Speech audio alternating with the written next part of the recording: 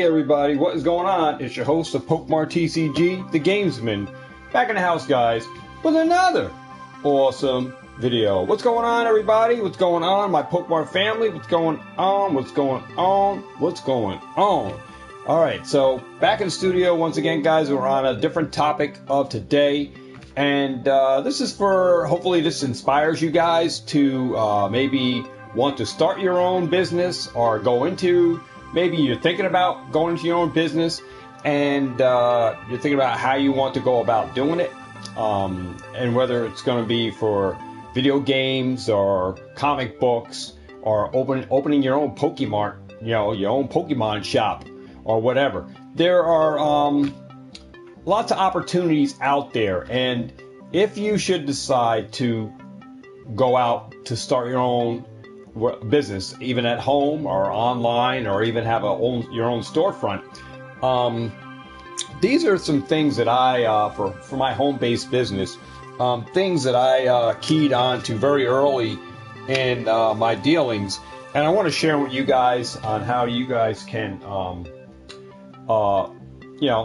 work to get to the point of having your own business, or get to the point to start your own business. And these are some ways that you can, most of us start it, and how we continue to thrive with it. And you guys can use these tips, tricks, and use these same techniques to finance and start your business. So how I started out, before I got to where I am, years ago, I started out with video games. I started out as an avid gamer, like a video game player, played a lot of video games. My dad brought home the first Atari 2600. That was pretty much the sign, the deal. I just signed my life away pretty much, because me and my brother were very excited about the Atari 2600. And we were very excited when my dad brought it into the house and said, well, you guys got school this week, so when the weekend comes, we'll set it all up. And you couldn't wait till that Saturday, to sit down in front of the TV and hook that Atari 2600 up. We only had a few games for it, but I think Space Invaders was one of them, and then there was a few other games. I think Laser Blast my dad got, and then Air Sea Battle or something, I think that came with the Atari. But we were very excited about it. And that's where it started for me with the Atari 2600. And from that point on, I've always been interested in games, playing games, and it grew to being more than just a player. I was actually a collector of collecting games for my personal use, and then actually to save up, and then eventually started selling at a flea market when I had enough inventory. And turned out to a lot of the things that I've been doing to get more inventory for games, it's still one of the number one sources of how I get inventory to this day, is going out to garage sales and yard sales each and every Saturday, each and every Sunday. Sometimes they hold them on Fridays. And thrifting, going into Goodwills and Salvation Armies and stuff like that to get more inventory. You're always looking around for inventory. So that, guys, I would say is the number one, level one, if you want to say levels, is how you can get started into starting your entrepreneurship into like starting your own business. You start out as knowing your product, because it's best if you know your product. Like if you were a gamer, then you know the games that you liked, probably some of the best games, and you even probably know some of the cheat codes and stuff in some of these games that still to this day you use: up, down, left, right, A, B, A, B, start. I think that was for Contra. And you got like 100 men to start off, or unlimited or invincibility or whatever. But I still remember that code. I think it was on Contra. That on the regular Nintendo, I think it was regular Nintendo. the cheat codes, which many of us are familiar with. But here I'm going to give you just some ways that you can utilize to gather up inventory. And this is inventory that how, I was able to acquire, Nintendo games, and you'll get some of the good games too at garage sales and yard sales and thrifting, Goodwills and not pawn shops, but Goodwills. But it's going to those. Those are like how we all start out in the collecting aspect of sourcing games and stuff, is knowing the products.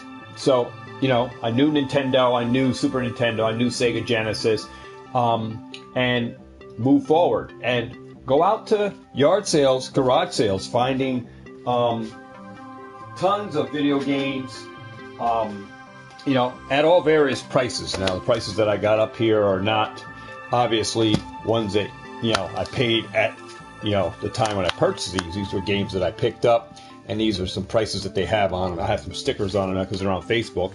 But you can pick up all types of games for cheap.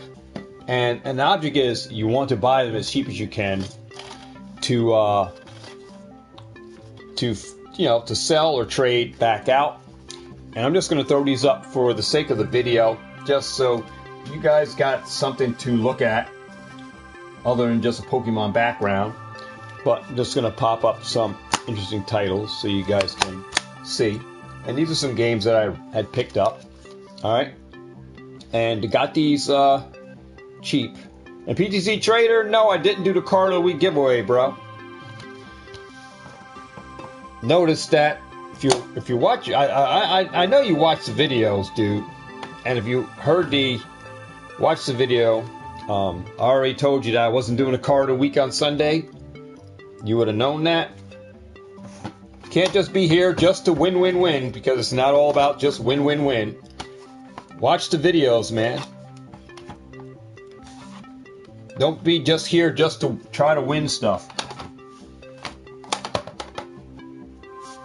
Alright, so Mario Kart 3DS. Just going to pop up some various games here. These are all some games that I picked up. But these go along the sourcing away that I'm talking about, where you can get this stuff, garage sales, yard sales, and thrifting out, Goodwills and Salvation Armies and stuff like that are in your areas. All right, so that's the number one area how we all get started into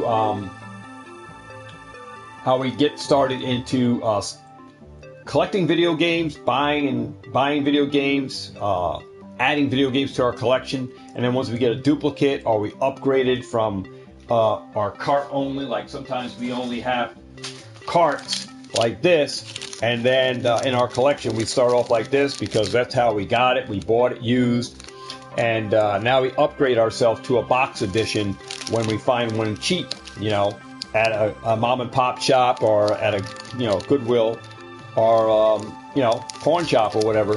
We're able to get it cheap, and we upgrade our scratch disc, our label that was bent or ripped. We upgrade it. But sometimes we start off with cart only. Sometimes we also start off with disc only, and we only have just the disc. We lost the disc, or we might have just misplaced the manual, or it might have got thrown away. And these are some formats that we start off with, and we buy these, and we get it, and we upgrade our games, by thrifting and going to Goodwills and yard sales and garage sales, where we find some of the best deals out there, as far as I'm concerned, at getting games for cheap, is right at your yard sales and garage sales, because most people at these events that hold garage sales and yard sales don't really know values on games. They don't use price charting. They don't use eBay, or very many of them don't use eBay to price games up. They want to move this stuff. They don't want to put it back in the garage, or the kids might have went to college, so they're just trying to get rid of it and move this stuff out of their garage so they don't have to donate it to Goodwill. most likely this is what the most garage sale people that have stuff up, this is what they usually put out. Usually, most of them have games or some type of games, even board games, which could be quite valuable as well. But it's getting harder and harder now in these days to find people with games. And being that I said that most people don't use eBay and stuff to source prices at garage sales now, more and more people are using it in this day and age. All right, so back in the 90s, a lot of people weren't using eBay pricing. You can go to a lot of garage sales and everything, and they were selling games very, very cheaply. Now, it comes to the point that most garage sales that you go to, you have to really source them out good. I mean, contact the seller that's holding the yard sale. Ask them, do they have any games? That way you can like bookmark what garage sales you want to hit to first and map around using MapQuest to map the closest areas with the games to go out to your other sourcing games area, the yard sales that have games. All right, so that way you can use less gas and don't have to go over the same spot twice. All right, it's something I always use too. I MapQuest stuff to see how much distance it is to go from one spot to another. So that way I use less gas and less turnaround of turning around and having to go back to another area that I was just at. And there was another yard sale that so I try to map out my areas to utilize the best amount of gas and time, because my time is valuable. All right, I value my time, so I have to make best use of my time. All right, so these are some things you guys can source, and this is what we get at garage sales, yard sales. All right, is games and stuff like this. Another area of I'm going to say like a phase 2 is like when you're ready to upgrade, you have a little more capital available. That means you've been selling some stuff for quite a bit of time, and you're able to now go out into the world and deal with local pawn shops and deal with retail stores like Walmarts, Targets, GameStops, and stuff like that, and start buying, games that they might have marked down on clearance, or even GameStops where they have used games that have value that you can buy those games right in store, buy them, and turn around and sell them or add them to your collection. So local pawn shops is something I'm using, guys, at this particular time. Is pawn shops are a great revenue maker for you, if you know what I mean. If you can talk to a pawn shop owner, all right, and make a deal, like especially if you got a lot of inventory, like I have a lot of inventory, so you can take stuff that you might have that may not be moving on eBay for you, and take it to a pawn shop. Say, hey, I got this television too. It's not moving for me. What kind of deal can you give me for this? And you can actually make a deal with the pawn shop owner for this console for some old Nintendo games that he has in his collection that may not be moving in the store, but you can move them faster than you can move this item. So I like to use pawn shops to trade stuff that I have extras of that are slow movers for me but might be fast movers for them, and acquire other inventory. All right, so different pawn shops, different areas will have a different amount of stuff that you might be looking for, or stuff that that you can sell. And that pawn shop might not be selling online. They're just got customers coming into the store buying, and that's the way the owner is doing it. He's not doing online. So if you can move it online, that's a plus for you. And if you can make a connection with a pawn shop, where especially in the in the dry spell areas when there's no garage sales and when there's no yard sales going on, all right, you can go to a pawn shop every day of the week, 5 days a week. Some are open on Saturdays and Sundays, and gather inventory, because pawn shops are going to be open. They're a regular, like a retail store, but they sell stuff at a discount and they buy it at a discount also.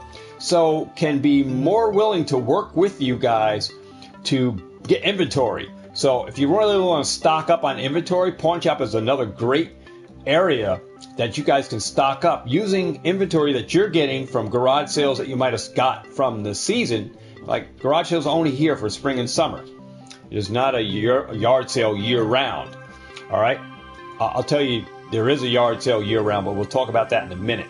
But physical yard sales are not typically here year round. I mean, like, you can go to somebody's garage driveway and they got a garage sale with stuff on the table. All right, your normal physical garage sale, yard sales that pop up in newspapers and on Facebook Marketplace. You have a garage sale and you can map quest and go to these areas. All right, they're normally only here for a season, and in this season you can gather a lot of inventory, and so you can utilize some of that inventory that you're gathering that you're not going to use, but can use it towards a pawn shop and take it to the pawn shop, get credit. Like, I'm working with a pawn shop now where I'm not looking for monies from the pawn shop. I'm actually looking to build a relationship with the pawn shop that can turn out to be very good for both of us, where I give him added inventory and in return I get inventory. All right, so he gets something I want, I get something I want. All right, so if you find a pawn shop in your area, try to talk to the owner or the worker. Try to work out a relationship with the pawn shop, man, because it could be an added incentive for you, for your business. Especially if you're just counting on yard sales in the spring and summer to get merchandise that you're going to sell in the fourth quarter. Like, we're in the fourth quarter now for Christmas. And, you want to have some hot ticket items. You want to sell big ticket, Mario, Zeldas, these kind of games in the fourth quarter, guys. These are big. And a lot of people that sell on eBay and everything look for these big games. They look for money makers. These are your real money makers. So you want to have some of that money making games for like the fourth quarter sales, because sales go up online and sell very fast in fourth quarter. And some games, even though you have hot titles, they may slow down in the spring and summer because most people are not home. In wintertime, people are home, people are Christmas shopping and stuff like that. You got holidays coming up. So more people are shopping online because they don't want to deal with the stores online. They'd rather have stuff shipped to their door. And if you got hot titles, games, and hot Pokemon cards and packs and stuff that people want, then you're going to have people knocking at your door because you're going to have that inventory. So if you're saving big title inventory for fourth quarter sales on eBay, even Mercari on Amazon, then you're going to do very well with stocking up on Mario Zelda games that you could get stocked up from a pawn shop that is dealing with people coming into the store every day selling stuff. So, talk to the pawn shop owners, ask them what are they really looking for, particular items, and try to get a price point at which they are willing to buy items from you for. And then that within a price point that on rechargeable tools and stuff like that I find at garage sales, the stuff that I usually pass by, stuff I'm going to be picking up now that I can utilize to a pawn shop to get credits for within a buying amount, knowing what buy amount to buy at, that I'm going to be able to still make something selling it back to the pawn shop because he's going to be buying at this price level. So if you know the price points at which your pawn shop is buying at and you know what you're able to get it for, then that's going to add some revenue to you and extra credits coming from the pawn shop. But also, you might be able to utilize it and put it up on Facebook Marketplace to sell it too. But you can try that before you even bring it to the pawn shop if you want to, But I utilize this stuff as gaining inventory, and I use it to my business. It's one of my ways that I source is using pawn shops and buying at retail merchandise, guys, that you can sell for more money, or trade, or even work with a pawn shop to sell back out. Now, I don't really limit myself to items. I deal with a lot of different stuff, and some stuff like game consoles are slow movers for me. And I'm going to kind of open up the screen a little bit more because we're not going to have enough space here for everything to show. So I'm just going to open up the going to open up the table for a little bit more space. So another thing I look out for when I go to pawn shops is I look for consoles, because consoles usually are undervalued, and usually you can get them very cheap because they take up a lot of space in the pawn shops showcase, so they want to move this stuff ASAP. So they don't want to usually hold on to this kind of stuff. And one big thing that I do look for is handhelds. So our tabletop games and stuff like that, because the portability end of it, like these little tabletop consoles, are awesome pickups at a pawn shop if you can get them cheap. These things you want to pick up, like the little handheld, like arcades and Colecos and stuff like that. Awesome things to pick up. And the little handhelds games, kind of like, you know, the Game & Watches and stuff like that. Some other things that you would probably want to pick up, you would get fairly cheap, guys, and they don't normally use an eBay price. Some pawn shops do, some pawn shops don't, but you can negotiate more at a pawn shop. You can't go to Walmart and say, hey, well, this is $49.99, will you take 20? And most likely the retailer is going to say, well, the price is $49.99. You'd have to go to the store manager, and the store manager will be at his discretion to mark that down because there's a ding in the box, and then give you a discount. But they're more likely you're going to pay whatever it says as retail price. If it's $49.99, you're paying $49.99 at Walmarts and Targets. All right, you can go to a pawn shop, and even though an item might be brand new, you can still negotiate price.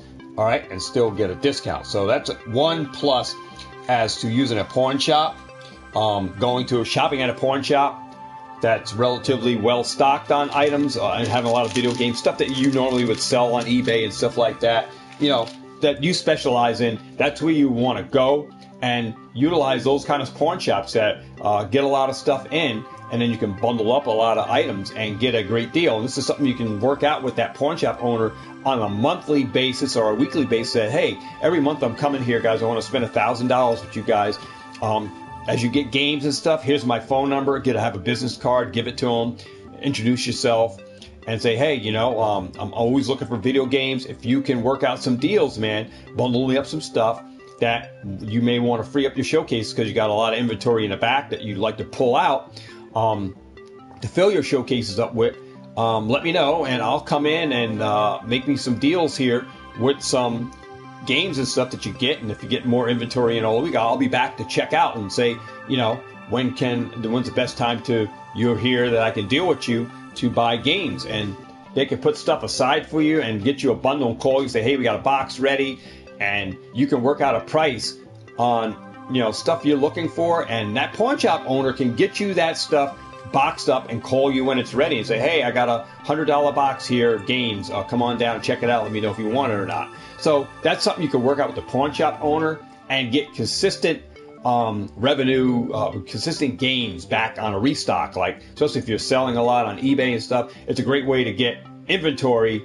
All right, great way to get inventory in the wintertime when there's no yard sales going on. All right, so pawn shops can work to your advantage, guys, if you work with enough of them and build a relationship with the owner that you're serious about buying from them. And if they can give you a discount if you're mass buying bulk, then it can work definitely in your advantage and make you extra revenue that can open you up to other levels of sourcing. So let's go into the next level of sourcing, and we're going to talking about local collection buyouts, game store, and for large scale. We're just talking about local collection buying, like buying locally in your area, like your local GameStops, buying bunches of deals and stuff from GameStops, maybe buying some stuff off of Facebook Marketplace, and getting some deals on stuff. Some of this works out really great. It did work out for me buying like large collections and stuff. I had people come to my yard sale, bring me games, like Game Boy Color, Pikachu, the Pikachu, yellow Pikachu for Pokemon, Pokemon Gold, Pokemon Silver, Crystal, I mean, is it Crystal? Crystal, right? Crystal, Gold, the Pokemon Platinums. I had people bring me the games, bring me the actual physical games and the Game Boy games to my yard sale here when I had it at my house. So people, talked about my yard sale here, said there's a guy that buys your games and stuff, and the word got out. And people were bringing games to me right at my yard sale. I had people bringing me Pokemon collections that I was buying. So using this like locally and using like game stores, GameStop, buying from them. There's some deals at GameStop on a large scale. You can get a bunch of stuff. And that's like the level 3 scale. This is where you're buying large volumes. And when I say large volumes, this is like your brand new stuff. Like you're dealing with Walmart's. Walmart is clearancing out DS games at $5. Then you would have got Luigi's Mansion Dark Side Moon, $5, right? And you would have got Super Mario 3D World, $5 when Walmart was doing the clearance. You would have got another like Super Mario 3D World, the Mask of Majora, Zelda. I mean, these were games that Walmart had. They were $5. There are some other games. I didn't pull them all out. I don't know why, but let me see if I can. Mario Kart was another one that I got from Walmart, $5 deal.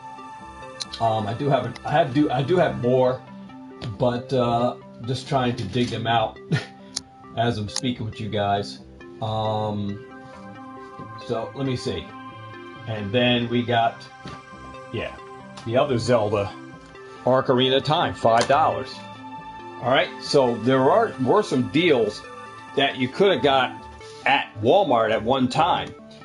These games that run $20, $25, and $30, Walmart had for $5. So, your local Walmarts, right? Going to a retail store. Local collection buyouts, game stores for large scale. This is definitely added revenue right here that you post to eBay. You make $20 all day long for Mario Karts, $25 for Zelda Ocarina of Time, factory sealed. These were factory sealed games at Walmart that I watched.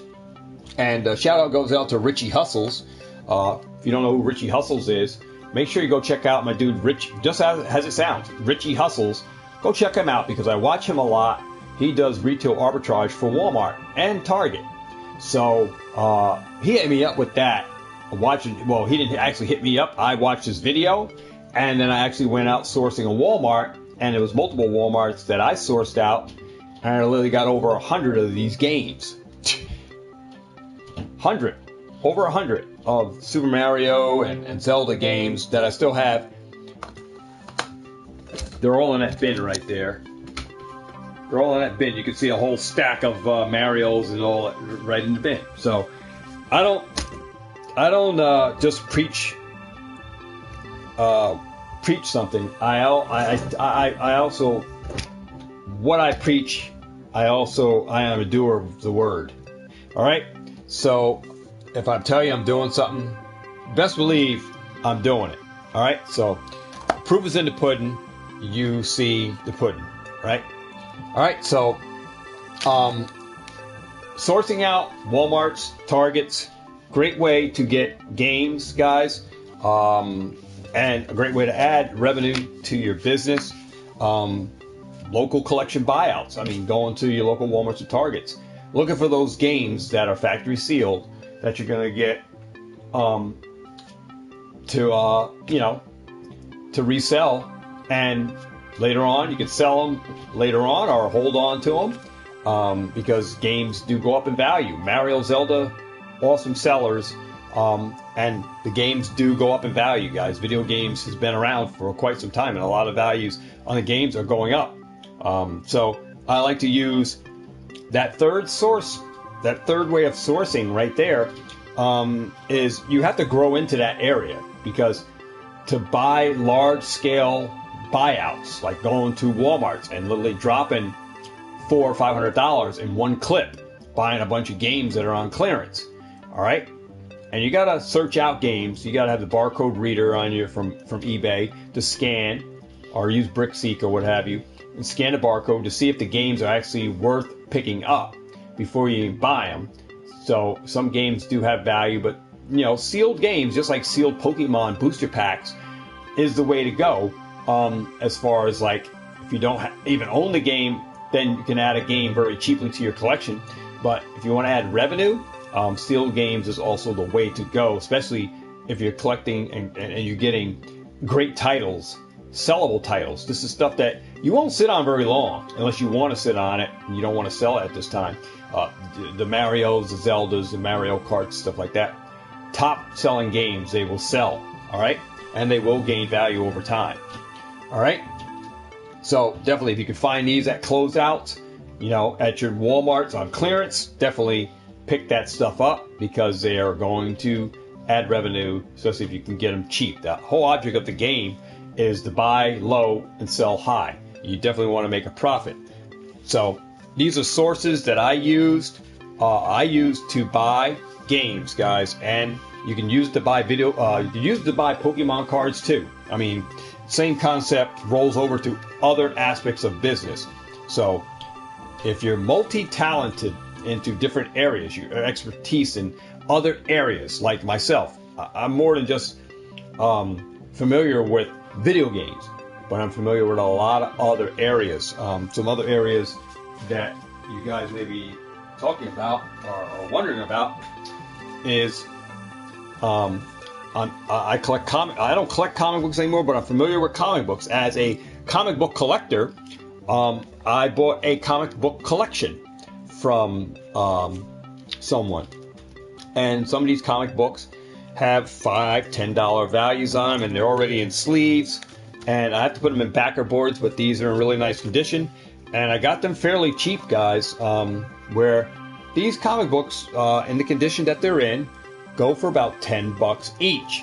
So I have to get backer boards on them for sure, but these are $1.75 comic books, but they retail. They have direct edition and I guess they're local condition or whatever, retail, and then hobby, and yeah, these are what these stand for. When you have you have different emblems, you'll have the character on it, which means it could be hot. I don't know if it means hobby only or direct only. That means only to the comic shops, or could be just regular retail distribution if it has the barcode. But this could be hobby only, like only at the comic shop. You can pick this up and it have the Spider-Man on it, and then regular editions of a comic will have the barcode on it. That means for retail, everywhere, wherever they sell comic books,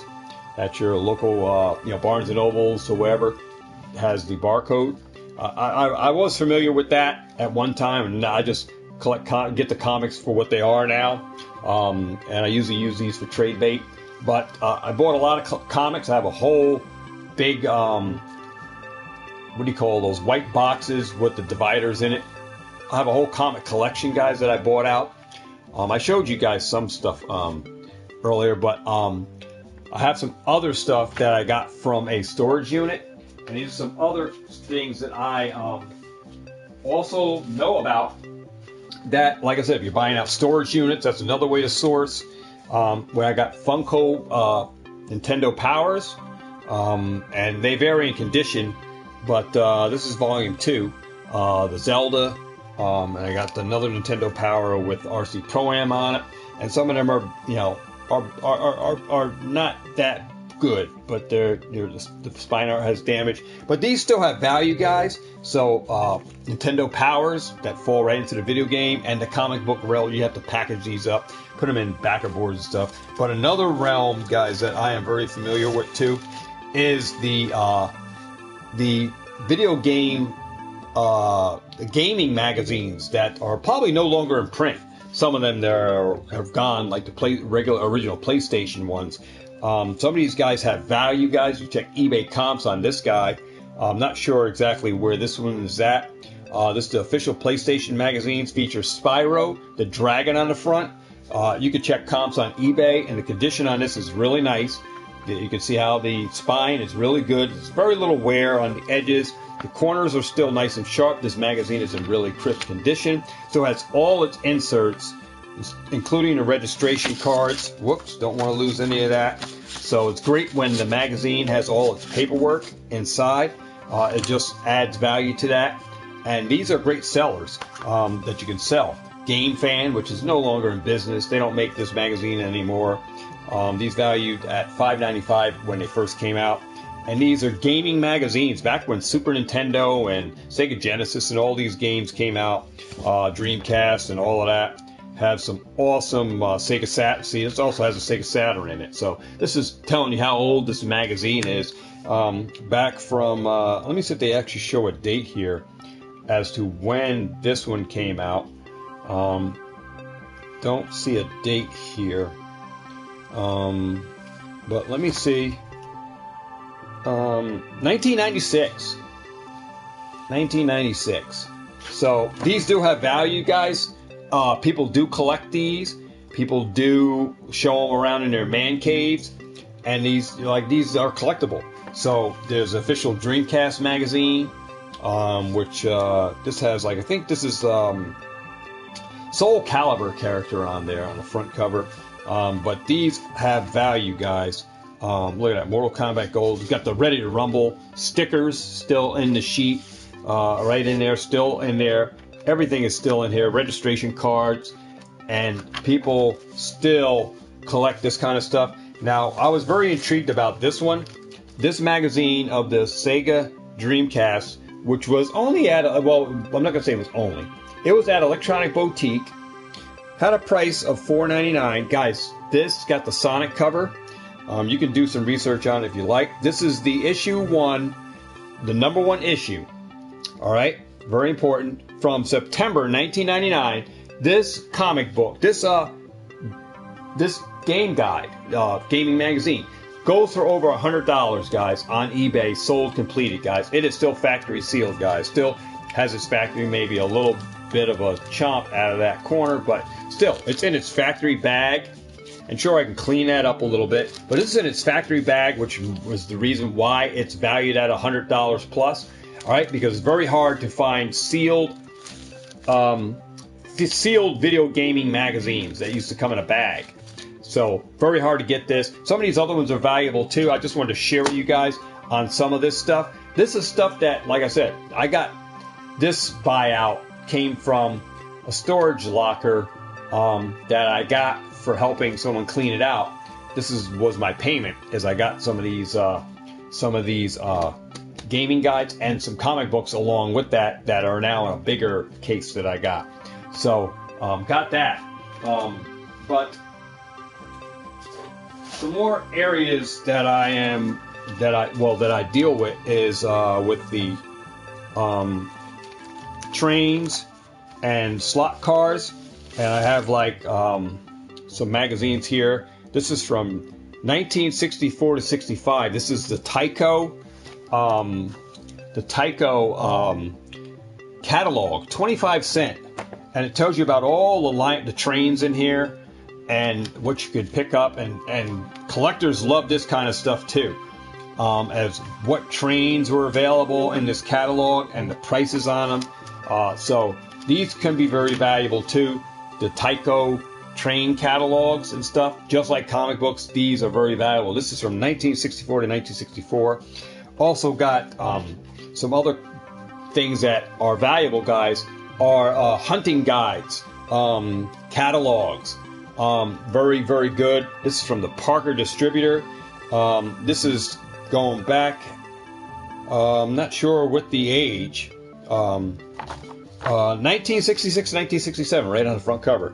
Hunting catalog, which has, look at all this hunting gear from that age that you can order from this catalog. So this stuff goes up in price, guys, more of the antique realm.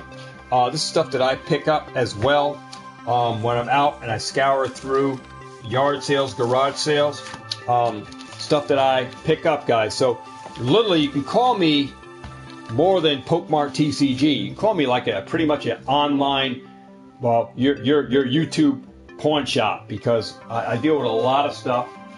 Other things you guys can get involved in is getting cards. Now these aren't like official PSA graded cards, but these are some cards that I got from packs. So I got some of these. You can get into that kind of level and get graded cards in and sell graded cards. All right, but just showing up some other stuff of expertise from garage sales and stuff. You can get Garbage Pail Kids. This is some other stuff that I got into as collecting cards. Could be a ton of money right here just if I grade these cards. These are first editions of the Garbage Pail Kids. I bought this entire lot from a garage sale from an antique dealer for $5, and these have 3 cards in them, and there's a whole checklist of all the cards, Atom Bomb and all that from the 90s, guys. These can get graded. There are low pops on these jumbos in graded form. There are 3 cards inside, and I don't even know what the 3rd card is. I got literally 40 or 50 of these in total. These are all first edition. Got these about a year ago from a garage sale in Beacon, New York, and this is worth a ton of money. Some of these Nasty Zeds, comps on Nasty Zeds in like a 7 or 8. Check eBay, guys. I'm just going to throw a number at you. Nasty Zed in a comp 7 to 8 was like $300, $400. And if you get a higher perfect 10, it's going to be higher in a PSA for that guy right there on the back. And I have about 8 of these just on the back covers. I don't know who about these. These are some research that I got to do. I've been contemplating on whether to open these up to find out what the 3rd card is in the middle, because I have no idea. There are 3 cards, and there's an entire checklist of all the cards right there that make up this entire jumbo set. So there are a lot of players in there, including the Atom Bomb, which I don't have on any one of these packs.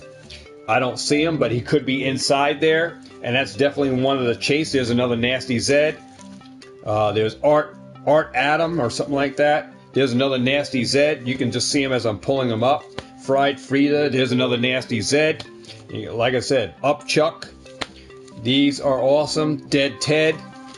There's another Nasty Zed. You can see just on the one that I was telling you about that had comps. There's a Potty Scotty. There's another Nasty Zed. You can see just on the Nasty Zed that I'm telling you. There's Up Chuck. There's Up Chuck again. Fried Bretta, something like that. Up Chuck. Fried Bretta. Ashian, whatever. Junk Food Johnny. And these are from the 90s, guys. These are from 1986. Check down there, tops 1986. So these are already vintage, collectible, and probably sitting on a nice little gold mine on these. So if I crack the seal on these and send them all in to get graded, probably sitting on a nice little gold mine. All right, so hard to get centering on these, but ones that are in here, I mean, just there's another Nasty Zed. Just to, these are all sealed.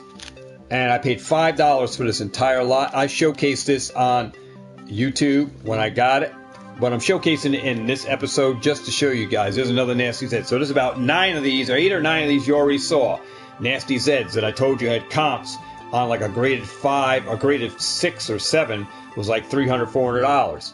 So these are all first series.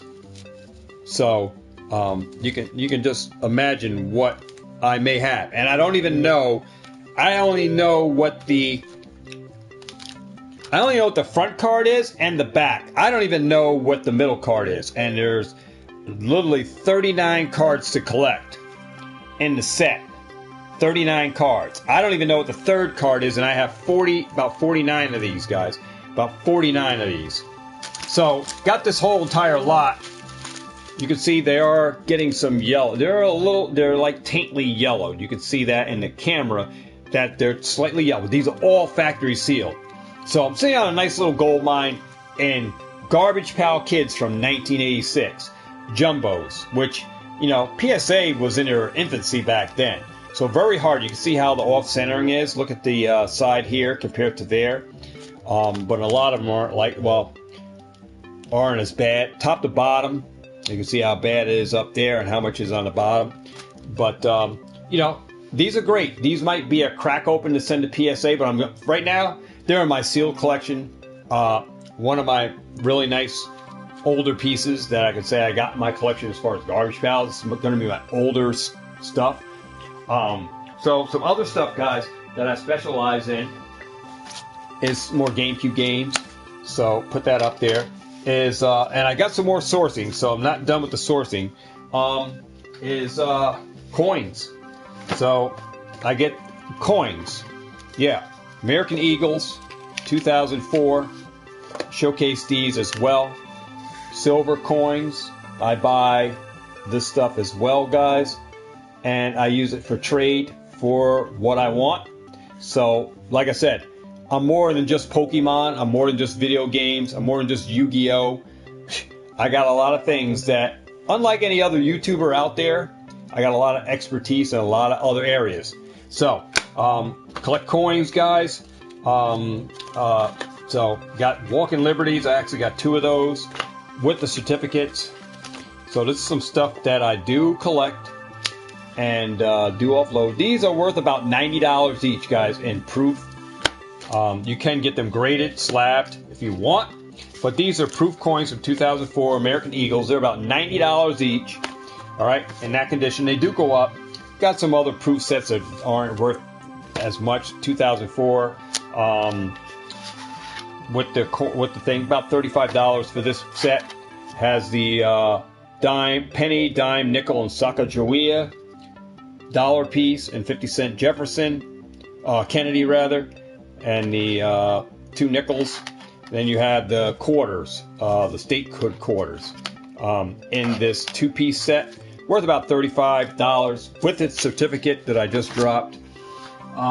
So got those, and I do look for these sets and stuff when I go out yard sailing and seeing if anybody has any coins and stuff. Another coin I got is this statehood quarters proof set, worth about $20. Got a certificate, statehood quarters. You want to know what quarters are on the back? Hit me up if you're interested. It's about $20 for this, and this is a proof set. So got those. These are in their capsulated form, proof. All right, they are proof. Same thing with these, are proof with their box and everything in gem mint shape. Still in their airtight capsules. I also have this Jefferson, Thomas Edison, United States Mint collector set. This thing's worth $60, and it has the Thomas Edison, Alva Edison. This thing lights up here. You have to replace the battery in it. Actually pops out. There's a battery that goes up. The batteries here are dead. You have to take them out and replace them. But this is a silver coin. All right. Thomas Edison also has the battery. I'm telling you about the battery right there. But that is the back of the coin. That is the front of the coin. And this thing's worth about $60 with everything the way it is. Worth $60. Got his cover case. And it tells you about the the Thomas and Edison collection. Tells you about it on the back. This is worth about $60. I have another Eagle set. It's called the Legacies of Freedom, and this has tells you about that set. It is a silver eagle and a Britannia eagle.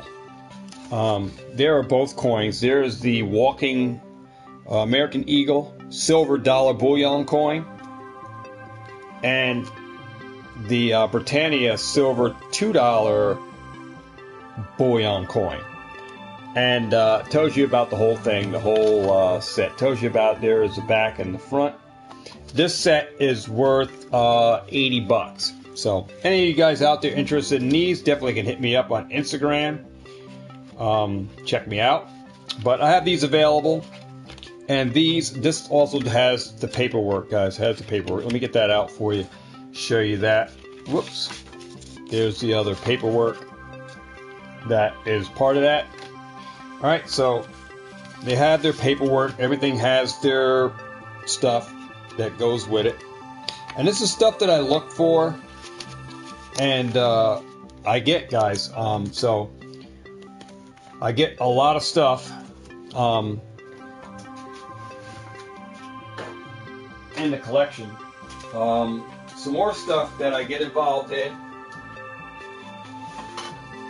I'm going to share that with you. Just forgot to pull it out.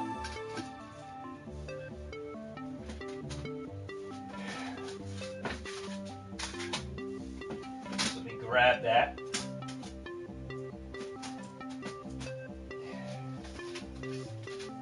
I do get some CDs, music CDs from time to time. Some of the music CDs can go up. CDs. Most people don't even use CDs anymore because they use the Bluetooth on their phone. But guys, there are some old music CDs that do gather some value. So I highly recommend you guys look into that. Regular music CDs can go from uppers to $3 to $5 or better.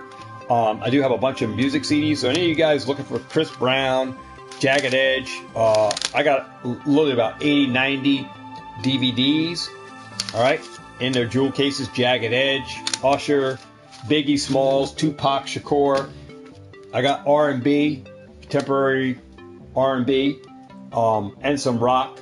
I believe some Kiss, some Chicago I have, and some R&B. But I got a lot of DVDs. I do pick these up when they are cheap, because these are great sellers on eBay. You can move these, but these, can be as low as $1 each, but can go as high as $3 to $5. And I got CDs, so I'll actually just leave these up here. So more stuff that, people just pass by at garage sales. They don't even know they're sitting on some money. Another thing I add in that I also collect and get is game controllers. PlayStation 4 is a colored one there, and then Xbox 360. I try to get them with the battery cover, and it does have the battery cover, but I've been recharging this to test it out. And most of the time you can't test out controllers unless you have batteries there. And I just take them as is, and I test them out when I get them at home. But I buy accessories for the game, so controllers, accessories, power plugs, extra controllers and stuff I do buy. And that is another added source of revenue right there, because everybody's going to need another controller, and especially if you have PS2 or PS3.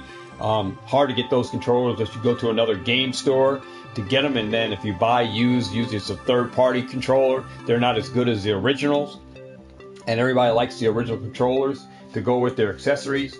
So definitely I look for that stuff when I'm out. Also look for old cameras and stuff like that, Homeland Security. I pick up all kinds of stuff, brand new, factory sealed, stuff that I flip to Facebook, stuff that I can put up on eBay, put up on Mercari, ship out, sell quickly and get rid of. Stuff that I pick up, guys, especially when it's dirt cheap. People are selling stuff all the time. Picking that up. So just sharing that with you. Also, there's Wii systems. Get Wii systems all day long, between $25 for the complete set. You get the controller and everything, $25. Usually picking these up at garage sales and at Goodwills, picking Wii systems up for like $25.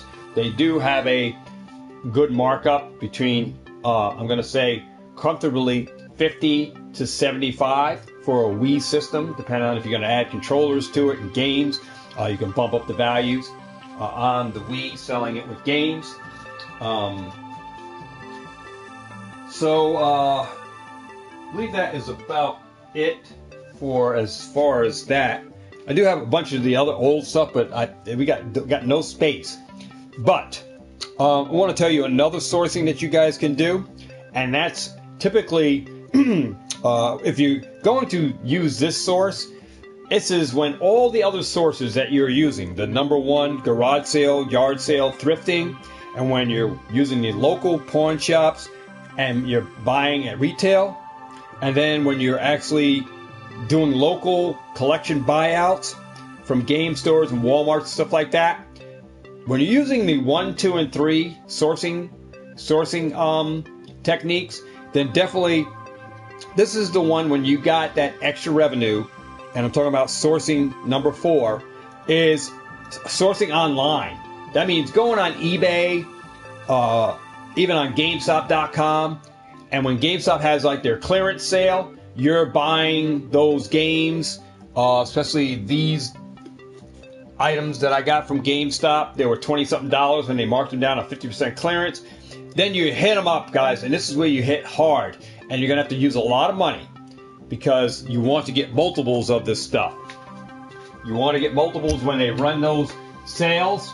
So this is definitely when you want to load up. You know, you want to get that inventory and you want to really stock up. So you would hit the GameStops in store and you would hit them online for their deals, guys, and hit them hard. Go in and pick these $49 game consoles up that you're going to be able to resell back out for $49.99 in fourth quarter. You can put these right back out on eBay, sell them for $45. You paid $24, you know, from the 50% clearance because they had them marked, I think, as low as $39. But then they, you know, put them back down to the 50% clearance and you got them for $24, something like that. I picked up a bunch. All right. But if you're using online GameStop, you could have clearanced them out and got a lot of these guys as well from GameStop.com. And, you know, using eBay as well. There are great deals on eBay when these sales at GameStop are going on. A lot of people are competing against each other for your dollars. So you can even find deals on GameStop. I mean, on GameStop.com and on eBay for sales. So this is another part where, like I said, sourcing 1, which is your garage sale, yard sale, and thrifting from local pawn shops is working in your advantage. And then you have the number 2 in place, the number 2 technique, where you're working with the local pawn shops and buying at retail. And then if the number 3 is working because the number 1 and number 2 are working, then you're buying local collections and doing buyouts from game stores and on a large scale. That means going to GameStop too, buying, going to Walmart and clearancing out games, buying from people maybe in your neighborhood that has games that they're looking to bulk out and get rid of. So if all 3 of these in play, then you roll this 4th sourcing out and you go online and you hit the online GameStop, the online Targets, and you buy out those games on clearance to get inventory. All right, that is when you use number 4. Now, number 5 technique of sourcing, guys, is when all of the above were working, and then you are going to have sales come to you. Now, that's what I'm talking about, where locally, YouTube, it's hard to get that rolling, and I tried to start it up, and hasn't worked yet, but we have got trades going. So, trades I've been doing back and forth. I started out with Zellavir, who is now doing her own like rip and ships, but we haven't done any trades prior to our first trade we did. So I was trading packs with Zellavir of booster packs of Pokemon cards. I did with Zellavir. That was an online. You guys could check that out. It was also posted on my Instagram, so you can check out what I got from Zellavir. And I'm not even sure if she's doing rip and ships anymore. But it started out with that, and then we moved up. I started doing trades. I did trades with Pat Tat's Power Channel, and now we have more trades going on with Pat Tat's Power Channel. So as far as like buyouts, I haven't bought anybody out on my channel. Any games or any packs from anybody on my channel. Like, I haven't bought anything from anybody on my community that was willing to sell stuff. So that's another thing where if that starts up, sales come to you. That means you have viewers on your YouTube or people in your community that know you from all your dealings from year round. Like if you build up your reputation, all right, then you're going to have those people calling you saying, hey, well, I was finally able to get to my dad's house. I know you came to my garage sale and Now, I found my collection of old comic books. I found my collection of old baseball cards. I found my collection of old Pokemon cards. I found my old Nintendo games. And now these people are reaching out to you and bringing you stuff. And that's where, if you have everything else above working, all the other stages, all the other techniques working for you, all the other sourcing techniques, 1 through 4 working for you, and then you have that extra revenue, man, now you have sales coming to you in bulk and consistently, all right, then that's going to really blow up for you because you're going to get added games to your collection, whether you're trying to build your NES collection or build a Super Nintendo or build a Wii collection or build a Switch collection. Now you have people reaching out to you, hitting you up to sell you their stuff that they're willing to part with, and now you're willing to offer that up to other people in your community that are willing to buy it from you or trade it with you. And that's something that I was trying to work out with you guys. So far, we only got a few people to take advantage of it. That's when you got all the other 4 in place. That's when you can roll into that, and you're going to have capital to have to roll with. And I have plenty of money to work with doing stuff like that, but the pricing is where it's going to be very important to me, is where I have to make a profit off it too. I'm going to be the one taking all the risk because I'm going to be sitting on it. So by the time I get to flip it or sell it or trade it off, the price might fluctuate from when I first bought it. So I'm going to be assuming all the risk. So therefore, the price for buying has to be right. All right, so that's number 5.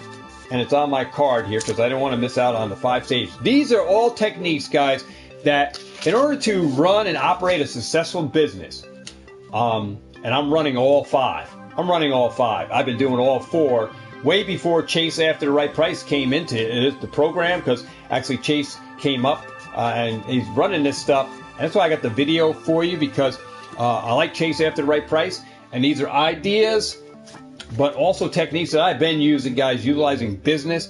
And I just thought that this will make a great video to demonstrate to you guys on how I operate a efficient and debt-free business, because it's very important that you keep your business debt-free if you can. I mean, no credit cards. You run a cash business all the way. And if you can do that, then you're in the winning seat. You don't owe anybody, and you're in a driver's seat. Literally, you can buy stuff, sit on it. It doesn't matter if you sell it now or whenever, because you're a debt-free business. You know what I mean? So you can operate a business. And I don't think there's too many YouTube businesses that are out there that are running debt-free. I'm probably one of the first or one of the only that is operating this channel, and the business model that I'm running is totally debt-free. I don't owe anybody. I don't have any car notes or car liens. I don't have any credit cards, guys. All right? I don't have any credit cards because there's no need for me to have any credit cards. I'm not going to go into that area, but there's no need for me to have any credit cards. All right? That's all I'm going to say on that end. But other than that, I can run the business however I want, and I'm in total control. So, I mean, it's not here to brag. It's just, if you get your business to the point of where you want it to be, then everything's a plus for you. And it just demonstrates on how you can grow a business starting from 0 to go to a hero. All right? That's all I'm going to say. Anybody can start what I'm doing and do it. You just got to have the willingness to do it, willing to learn, assume all risks, take the responsibility, man up, pull up your pants, tighten up the belt, go for that ride. Go for the ride, man. It can be well worth it in the end, but you can also bankrupt yourself if you make the wrong moves. Here, I'm just trying to help people finance their own and empower their own business and do it and be debt-free. And I'm just showing you methods that I use to utilize my business. Even though I'm at a full-time job, how I'm able to manage and operate a business that started with flea markets and garage sales, started buying. Then it moved out, and I was dealing with, going to local pawn shops, buying from pawn shops, setting up connections at pawn shops, making connections at the yard sales with people who are always there selling week after week the same stuff. They always had games. They always had this. I was making connections with these people to buy every week, to go back to them and buy every week. And that's why on my channel, I told you guys on Sundays that I'm going to be at the flea market, or that I am going upstate Connecticut or out of state to buy and I come back with a pickup video because I'm buying from people that I made a connection with that is going to be there, that has product for me to showcase to you on what I'm going to be picking up. So I shared many of those videos on pickups, and that's why you have pickup videos that, as far as goes out with Pokemon, I show you video games because I have connections elsewhere where I got from sourcing that I get product from. All right, that enables me to add to my collection, sell or flip for profit. All right, so like I said, I don't like to preach something that I'm not. I don't like to teach something that I'm not already doing. I'm just here to benefit someone out on YouTube that's watching a video that is maybe in a rough spot and trying to, or maybe trying to start a business, trying to do something like this. I'm only here for that benefit, to benefit those people that want to utilize the knowledge that I'm teaching on the channel. And I come from different aspects, and I'm teaching you guys on different areas because that's what my channel is about. It's about sharing is caring, and I'm caring about people that think you need a lot of money to start up what I'm doing. And you don't have to have a lot of money. You can do it for very little money. And to show you that you can do it for very little bit of money, if you go check out Retro Rick, he had a $10 challenge. All right, his $10 video game challenge, starting with only $10, turned out that Retro Rick over the years acquired so many video games that now he acquired a game store of his very own. So just telling you that you can start at any price point and go from being a at-home or home-based business to having your own game store. All right? The proof is in the pudding. Like I said, Retro Rick is a perfect example of a guy like me that has a lot going, a lot of things going in different avenues. That now Retro Rick, from all of his $10 video game challenge videos and buying and thrifting, because he does all of that. He does a lot more than just buy video games. He buys DVDs, buys toys, collectibles. That's all other stuff that, well, I didn't show up on here, guys, but I also buy a lot of figures, toys, Teenage Mutant Ninja Turtles and stuff like that, G.I. Joes. I'm all about all of that stuff, and the old vintage cards. All right, so Retro Rick, Chase at the Right Price, Phoenix Resells. These guys have the same characteristics of what I do, all right, that I've been doing probably a little bit longer than, well, I can say for sure I've been doing it a lot longer than those guys. Those guys might have started in their teenage years, but I'm a lot older than them, and I started my stuff years before them. So I'm talking about 80s and into the 90s where I started, all right, with these guys just coming on the scene. There was no YouTube. Here I'm coming with the experience backing up what I'm doing. All right, so there's a difference, but we're all on the same page. We're all on the same page. All right, we're all buying, selling, enjoy playing games, enjoy collecting, and it's all part of Pokemon too, because these guys, as far as I know, Phoenix Resells collects Pokemon cards as well. Chase at the Right Price is doing a Pokemon video. He's going to be trying to collect every Pokemon booster box and pack or card. So that's going to be another episode for him. And here, I'm in more of the modern end, but I do get vintage packs. I mean, vintage, I'm not going to say vintage packs. I do get vintage cards, but I'm mainly modern, but I'm more in the realm of other areas. So a lot of areas that I specialize. So we all come here to the table with different aspects, showing off our expertise and what we do.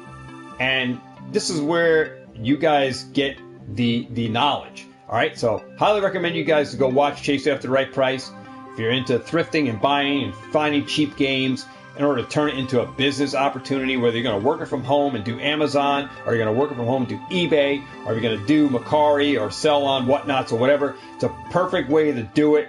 Perfect way to clear up debts, sell games, sell Pokemon cards, clear up debts. Because if you can operate your business being debt-free, man, it just means freedom for you. All right? You can make your money work for you. You have more money to put into a business and less money going into a car note All right, meaning high car insurance. You're wrapped into that car note for 6 years. You're paying $400 for that BMW.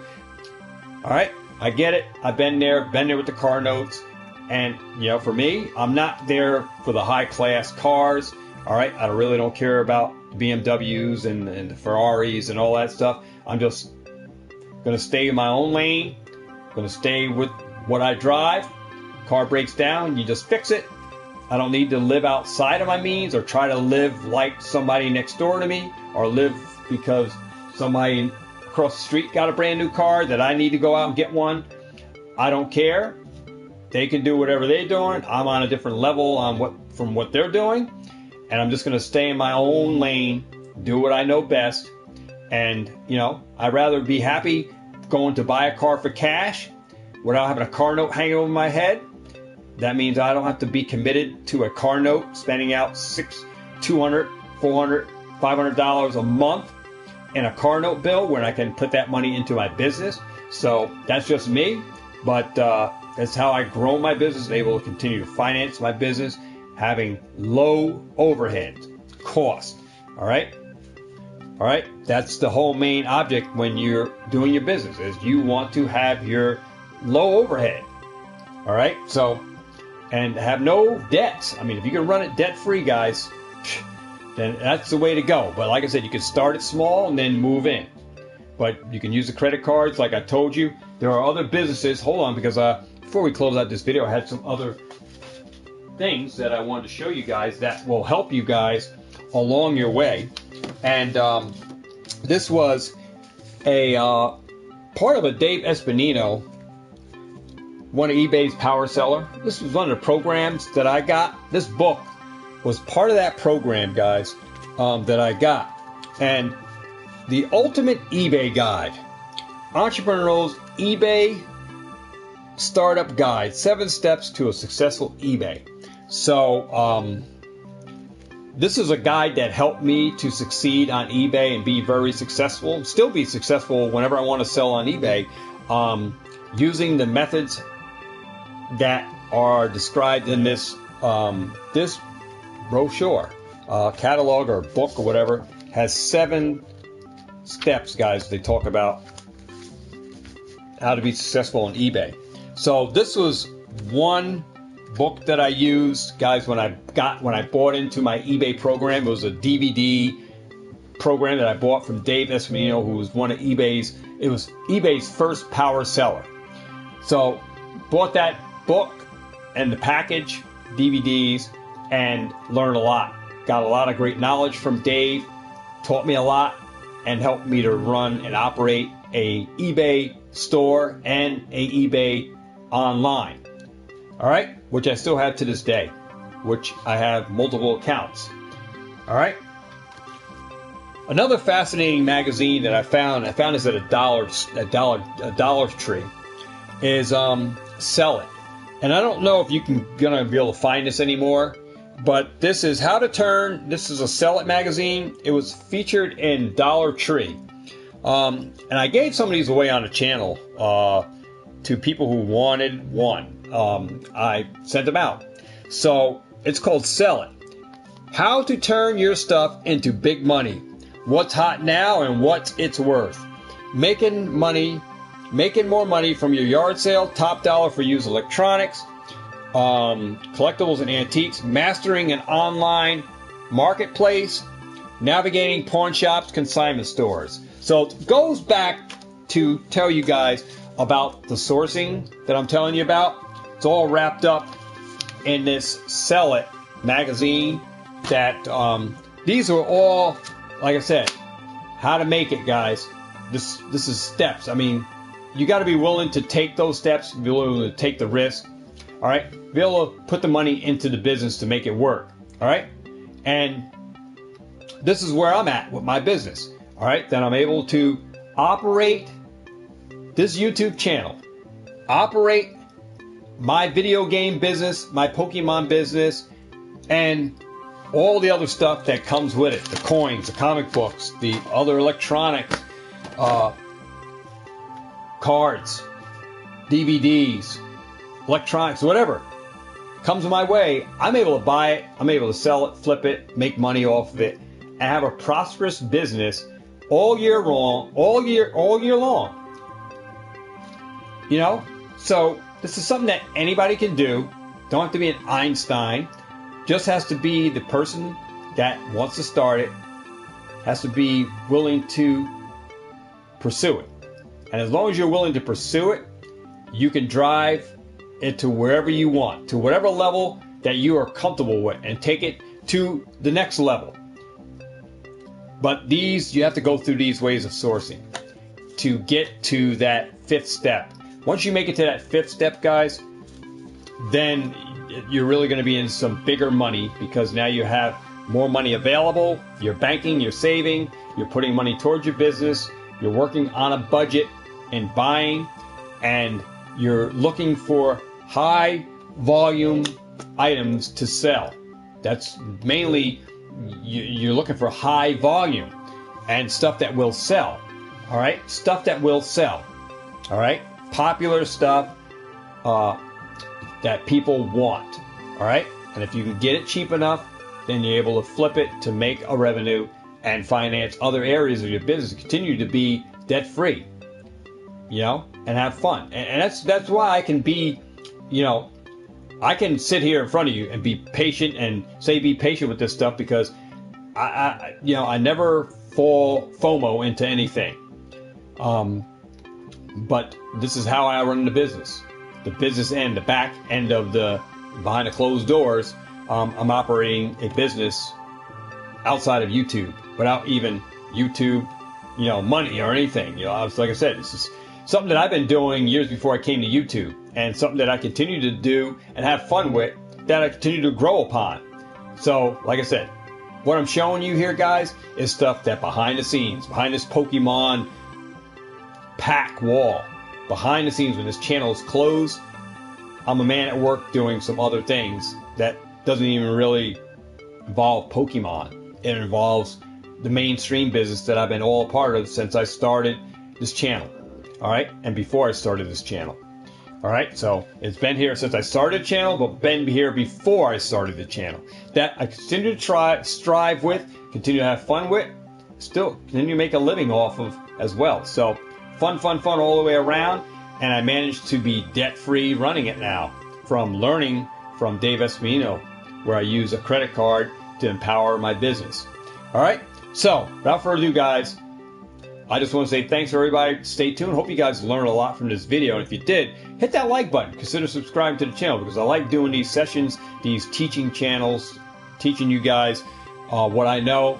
So hopefully somebody can run with it and learn something and gain something from it. So if you're one of those guys that are learning, then definitely drop a comment down in the comment section. Let me know how everything is working for you. If you have any questions for me, definitely hit me up on Instagram or on Facebook Marketplace. Until then, guys, I want to say thanks to everybody for stopping by, checking me out, because I bring more to the table than a lot of other YouTubers, and I just have a world of knowledge that I'm willing to just pour out to you guys that are willing to run with this end of the, this end of the stadium here.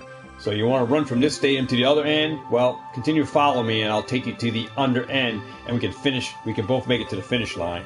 So without further ado, guys, I'll see you guys on the next one. I do have more videos for you, but we'll see you guys in the next video. Thanks everybody for stopping by, checking me out, and I'll see you guys in the next one. Remember to get out there and what? Catch them all, and have what? Have a ball. And I'll see all of who? All of y'all. And my what? In the next video, guys. Do it me now. Peace. Whole lot of love for you. And a high five, and I'll see you on the next video. Peace.